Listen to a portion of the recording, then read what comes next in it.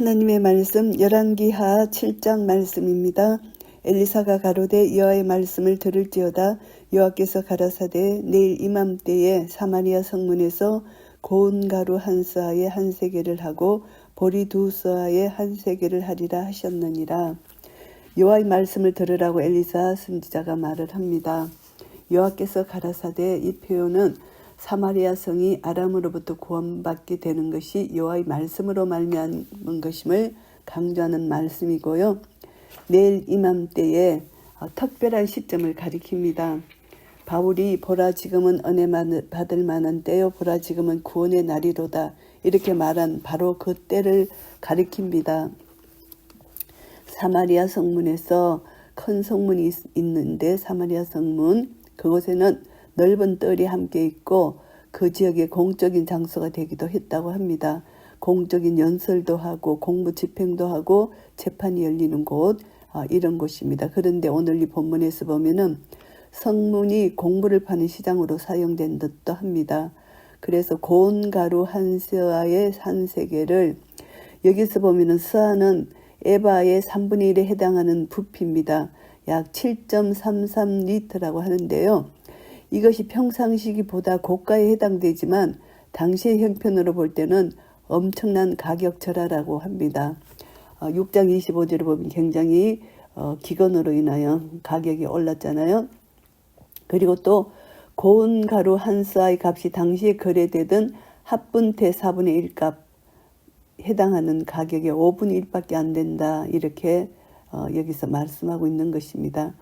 그러니까 이 예언이 기근으로 허덕이던 사마리아 성 안의 사람들에게 구원의 선포로 기쁜 소식으로 들린 것입니다. 그때 한 장관, 곧 왕이 그 손에 의지하는 자가 하나님의 사람에게 대답하여 가로되 여호와께서 하늘에 창을 내신들 어찌 이런 일이 있으리요. 엘리사가 가로되 내가 내 눈으로 보리라. 그러나 그것을 먹지는 못하리라 하니라. 하나님 말씀을 멸시하는 자가 이제 결국은 눈으로 보지만 먹지 못한다, 결국 죽임을 당한다는 예언입니다. 한 장관, 그래서 왕을 섬기는 한 장관이 이렇게 말을 했다는 것이죠. 성문 어귀에 문둥이 4사람이 있더니 서로 말하되 우리가 어찌하여 여기서 앉아서 죽기를 기다리랴. 문둥이 4사람, 성문 어귀 성 안으로 들어갈 수 없습니다. 당시의 문둥이는. 그래서 이제 우리는 여기 앉아서 어찌 죽기를 기다리느냐, 이렇게 하면서 우리가 성에 들어가고자 할지라도 성중은 줄이니 우리가 거기서 죽을 것이요 여기 앉아 있어도 죽을지라. 그런즉 우리가 가서 아람 군대에게 항복하자. 저희가 우리를 살려두면 살려니와 우리를 죽이면 죽을 따름이라 하고, 여기 있어도 죽는데 이제 아람 군대에 가보자, 혹시 거기에는 음식이 있을까, 이렇게 생각하는 것이죠.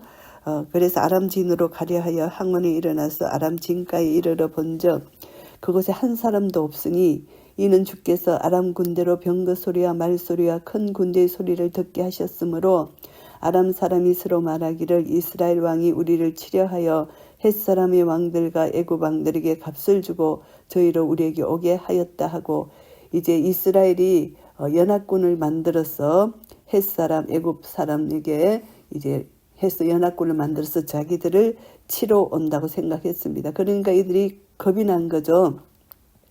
하나님께서 병거 소리, 말소리, 군대 소리를 하나님께서 듣게 하신 것입니다. 그래서 이들은 이제 하나님이 승리를 이끌어 주신 것이죠. 항원에 일어나서 도망갑니다. 이들이 그 장막과 말과 나귀를 버리고 진을 그대로 두고 목숨을 위하여 도망하였습니다. 얼마나 두렵고 한급했으면 모든 것을 남겨두고 도망을 하는 것입니다. 그래서 너무 두려운 나머지 이렇게 도망을 갔습니다. 모든 것을 버려두고. 그래서 하나님의 권능은 그들에게 두려움으로 나타난다는 것입니다. 하나님을 의지하는 자에게는 하나님의 도심이 되고 피난처가 되지만, 하나님을 모르고 하나님을 배척하는 자에게는 하나님의 권능이 나타날 때 그들은 두려움으로 도망갈 수밖에 없다는 것이죠. 그 문둥이들이 진가에 이르자 한 장막에 들어가서 먹고 마시고 거기서 은과 금과 의복을 가지고 가서 감추고 다시 와서 다른 장막에 들어가서 거기서도 가지고 가서 감추니라. 이제 이들이 인간의 본성이 나옵니다. 이제 굶주린 배를 채웠더니 또 욕심이 생깁니다. 그래서 이제 물건을 이렇게 채우게 됩니다. 그 다음에 이들이 한 것이 이제 뉘우치게 됩니다. 문둥이들이 자신들의 배만 채우는 그런 것을 뉘우치고 성 안에서 굶주리고 있는 자기 형제들에 대해서 생각하게 되는 것입니다. 그래서 이것이 복음과 비유해 본다면은 구원의 복음을 받은 성도에게 적용이 될 것 같습니다. 우리들은 세상이 무엇과도 바꿀 수 없는 귀한 복음을 받았는데 그럼에도 불구하고 그것을 감춰두기만 한다면 한 달란트 받은 사람처럼 우리는 빼앗길 것이라는 것이죠. 그래서 복음을 전하지 않으면 자신에게 하가 있을 것이라고 고백한 사도 바울의 말이 생각나죠. 그래서 사마리아 성 안의 사람들이 굶어 죽어가는 이때에 자기들의 욕심만 채운다는 것은 벌을 받아 마땅하다 이렇게 생각한 것입니다. 그래서 문둥이가 서로 말하되 우리의 소위가 성치 못하도다. 오늘날은 아름다운 소식이 있는 날이오늘 우리가 잠잠하고 있도다. 만일 밝은 아침까지 기다리면 벌이 우리에게 미칠지니 이제 떠나 왕궁에 가서 고하자 하고 이들이 마음을 이제 바꿔먹고 뉘우치고 왕궁으로 갑니다. 기쁜 소식을 전하기 위해서 이것이 복음 전도자의 마음인 것 같습니다. 드디어 가서 성 문지기를 불러 고하여 가로되 우리가 아람진에 이르러 보니 거기 한 사람도 없고 사람의 소리도 없고 오직 말과 나귀만 매여 있고 장막들이 그대로 있더이다. 보고 본 것을 그대로 전합니다. 직접 목격한 사실을 과장하거나 변형시키지 않고 사실 그대로 전하는 것입니다. 저가 문지기들을 부르며 저희가 왕궁에 있는 자에게 고하니 왕이 밤에 일어나 그 신복에게 이르되 아람 사람이 우리에게 행한 것을 내가 너희에게 알게 하노니 저희가 우리의 줄인 것을 아는 고로 그 진을 떠나서 들에 매복하고 스스로 이르기를 저희들이 성에서 나오거든 우리가 사로잡고 성에 들어가겠다 한 것이니이다. 12절 말씀에 보면은 이스라엘 왕은 문둥이들이 전한 소식을 즉시 믿지 않았습니다. 이것을 아랍 사람들의 책략이라고 생각한 것이고요. 그래서 회의적인 태도를 가지고 있는 것입니다. 그의 말을 전적으로 신뢰해서 선뜻 낯서지 못했다는 것이죠. 이것은 과거의 경험, 합리적인 판단에 의해서 복음이 배척되고 있다는 것을 알 수가 있습니다. 이 모든 것은 우리가 예수님 시대에도 보면은 바리새인들은 자기 전통, 이것을 하나님 말씀보다 더 높이 두고 모든 것을 판단했기 때문에 예수님께서 행하신 이적도 믿지 않으려고 했다는 것이죠. 이것을 보면은 인간이 먼저 자기의 선입견 그것을 가지고 지금 있는 현재를 지금 평가하고 생각한다는 것이 인간의 약점이죠. 그래서 이제 이것을 보면은 예수님께서도 말씀하셨습니다. 나사로가 죽었을 때 예수님께서 죽은 나사로를 살리신다는 것을 그 누이들이 믿지 못한 것과 똑같죠. 그래서 예수님이 내 말이 네가 믿으면 하나님의 영광을 보리라 하지 아니하였느냐 이렇게 꾸짖으셨잖아요. 그래서 하나님을 믿는 자는 자신의 생각, 교리 집착하지 말고 자기 선입견, 자기 가치관 모든 것을 내려놔야만 하나님께서 행하시는 능력을 체험할 수 있다는 것입니다. 그래서 여기도 왕이 이렇게 이제 의심을 하게 되고 회의적인 태도를 취하는 것입니다. 그 신복족 하나가 대답하여 가로되 청컨대 아직 성중에 남아있는 말 5피를 취하고 사람을 보내어 정탐하게 하소서. 이 말들이 성중에 남아있는 이스라엘 온 물이 곧 멸망한 이스라엘 온 물이와 같으니이다 하고 결국은 이 말들도 굶어 죽을 수밖에 없는 운명에 처해 있다 이 말이죠. 저희가 병거들과 그 말을 취한지라 왕이 아람 군대 뒤로 보내며 가서 정탐하라 하였더니 왕이 이제 정탐꾼들을 보냅니다. 저희가 그 뒤를 따라 요단에 이른즉 아람 사람이 급히 도망하느라고 버린 의복과 군물이 길에 가득하였더라. 사자가 돌아와서 왕에게 고하며 저희들이 버린 의복, 군물 이것은 이제 무기 군인들이 사용하던 물건 이런 것들이 버렸다는 것이 땅에 버려져 있다는 것이죠. 그래서 이제 저희가 이제 도망갔다 이것을 이제 확신하고 왕에게 고하게 되고요. 백성들이 나가서 아람 사람의 진을 노략한지라 이에 고운 가루 한 스아에 한 세겔이 되고 보리 2스아에 한 세겔이 되니 여호와의 말씀과 같이 되었고 왕이 그 손에 의지하였던 그 장관을 세워 성문을 지키게 하였더니 백성이 성문에서 저를 밟으며 하나님의 사람의 말대로 죽었으니 곧 왕이 내려왔을 때에 그의 한 말대로라. 이것을 통해서 엘리사가 한 2가지 예언의 성취가 됩니다. 경제가 회복되었습니다. 엘리사는 고운 가루 한 서아에 한 세겔을 하고 보리 두 서아에 한 세겔을 하리라 1절 말씀에 예언한 대로 그대로 이것이 성취가 된 것이고요. 기근이 심했던 사마리아 성의 경제가 하룻밤 사이에 이렇게 거의 정상적으로 회복됐다는 건 상상도 할 수 없는 큰 이적입니다. 하나님이 하신 이적이죠. 그리고 그 믿지 않는 그 장관은 죽음을 당하게 됩니다.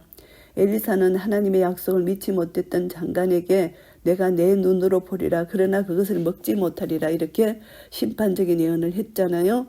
이 예언도 정확하게 이루어졌습니다.